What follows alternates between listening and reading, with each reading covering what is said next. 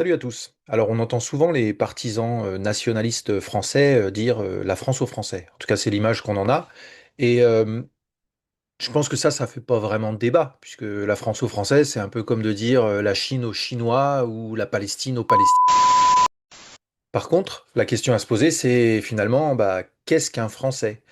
Et dans le débat public, c'est une question qui revient, ma foi, assez souvent. On parle d'identité nationale, etc., etc. Être français, selon la loi, c'est posséder la nationalité française acquise par la naissance, la filiation, la résidence, le mariage ou la naturalisation. Ça implique de jouir des droits civiques et sociaux garantis par la République et d'adhérer à ses valeurs fondamentales comme la liberté, l'égalité, la fraternité et la laïcité. Voilà, j'espère que cette vidéo vous aura été utile. Je vous dis à bientôt pour de nouvelles vidéos. Bon, il y a un peu plus à en dire. Si dans la loi, ça paraît simple de dire, bah écoute, t'es français, si t'as un papier qui dit que t'es français, dans la vraie vie, bien entendu, beaucoup de gens ne sont pas d'accord avec cette définition. Même dans ce qu'on demande aux étrangers qui deviennent français, bah finalement, on inclut une part de culture, de valeur. Être français, comme le dit la loi, c'est aussi adhérer aux valeurs de la France.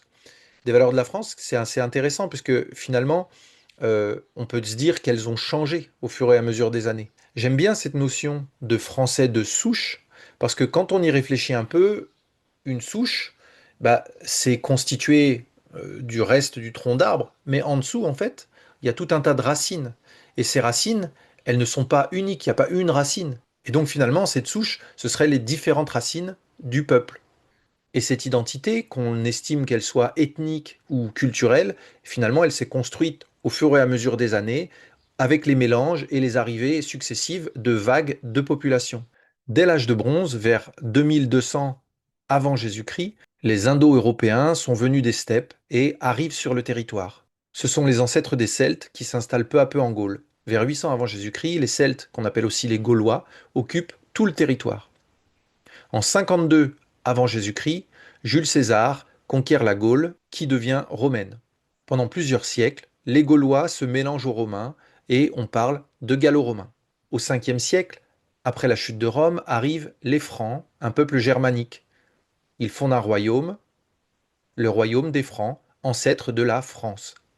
Et puis d'autres peuples viennent s'installer, peut-être de façon moins massive, mais globalement, on peut parler des Vikings au nord, des Visigoths au sud-ouest, des Burgons à l'est.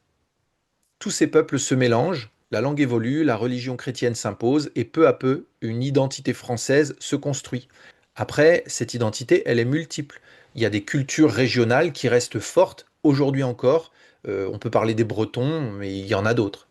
Après, je parlerai pas des Corses parce que bon, je sais que c'est un sujet sensible. Et encore une fois, pour revenir à mon idée première de souche, je trouve que l'idée est intéressante. Chacune de ces nouvelles populations qui est venue en France peut constituer une des racines multiples de la France. Et donc, est-ce qu'on pourrait imaginer que les nouveaux arrivants qui sont un peu plus colorés que les anciens, mais qui ont des cultures aussi très différentes, et petit à petit, avec le temps, puissent constituer une ou même plusieurs nouvelles racines qui viendront constituer d'ici un siècle, 2 siècles, 3 siècles, mais avec le temps, l'identité culturelle française. Je suis expert en chirurgie et il est à noter que les êtres humains ne sont pas des plantes ni des arbres. Je crois qu'il parle de troncs et de racines pour faire un espèce de parallèle, une image en quelque sorte. Je pense que la précision méritait d'être apportée. Quand on regarde en arrière, on constate que ça s'est pas fait en un jour en fait. Il a fallu beaucoup de temps pour que les Gaulois et les Romains qui ne se mélangeaient pas et qui ne s'aimaient probablement pas beaucoup deviennent des Gallo-Romains. Aujourd'hui, parmi les Français de souche, comme ils s'appellent eux-mêmes, qui va dire ah non non non, moi je suis romain, hein, attention, je suis pas gallo-romain, je suis pas un espèce de mélange. Parmi ces racines multiples, finalement, au 19e siècle, il y a aussi eu l'arrivée des Espagnols, des Italiens, des Polonais, etc. Et si par les consonances des noms de famille, on voit encore que les gens ont des origines, si on leur demande ils sont quand même assez rares, ceux qui vont dire non, non, mais moi je suis pas français. Et c'est vrai que pour eux, l'intégration a été, entre guillemets, plus facile que pour des populations qui viendraient de nos anciennes colonies, qui ont une religion différente, mais aussi qui ont surtout une couleur de peau différente. Parce que même des Africains qui viendraient de l'Afrique subsaharienne, donc de couleur noire, et qui seraient catholiques, eh ben, ils vivent le racisme au quotidien. Et c'est plus difficile pour eux, finalement, de se faire accepter en tant que Français, mais peut-être même de se sentir français. Quelqu'un disait, ben, pour être français, il faut que les deux parents soient français.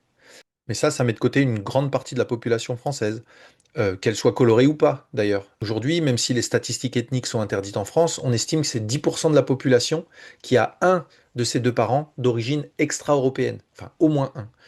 Mais je pense que globalement, la raison pour laquelle il y a beaucoup de gens qui veulent, on va dire, être très restrictifs sur l'aspect français de souche, etc., c'est que bah là, depuis peu, enfin depuis des dizaines d'années, peut-être 50, 60 ans, on voit une arrivée massive, c'est cette quantité d'immigrés, on va dire, visibles, qui sont très différents au niveau de la culture, etc. Et donc, bah, qui ont un impact aussi sur la société, sur la culture française elle-même. C'est-à-dire que bien entendu, quand les Romains sont arrivés, eh bah, les Gaulois, ils vivaient pas de la même façon. Et puis petit à petit, bah, ils ont vu leur monde changer, etc. Donc les Gaulois ont pu se dire, ah bah non, non, non, la culture gauloise, c'est celte, c'est comme ci, c'est comme ça. À chaque fois, en fait, le truc, c'est qu'il y a un double impact. L'impact des nouveaux arrivants sur la culture du pays, mais aussi l'impact de la culture du pays sur les nouveaux arrivants. Par exemple, pendant plusieurs siècles, l'Espagne a été gouvernée par les musulmans, qui avaient fait leurs conquêtes, etc.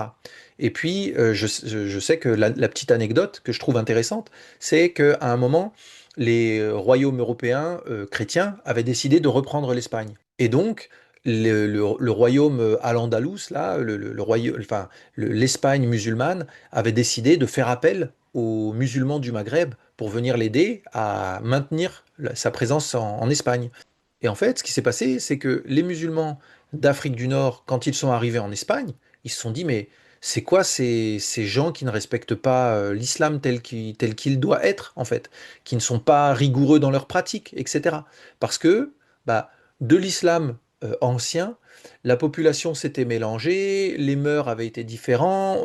Finalement, il y avait, je crois, enfin, comment dirais-je, ils avaient appris à vivre ensemble, et puis bah, du coup, eux aussi avaient évolué avec leur habitation sur le pays. Et donc, une nouvelle identité était née.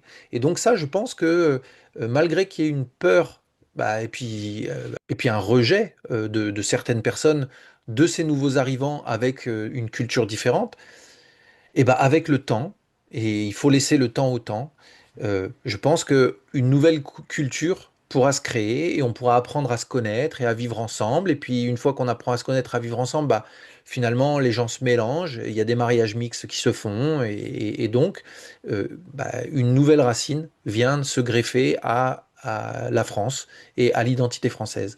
Je pense que finalement, à partir du moment où quelqu'un se considère lui-même comme français, qu'il adhère aux valeurs et qu'il a envie de participer à l'aventure France, euh, je pense qu'on pourrait le considérer comme français. Bon, dites-moi ce que vous en pensez en commentaire. Est-ce que être français, c'est avoir une carte d'identité, ou est-ce qu'il y a une partie culturelle, une partie ethnique?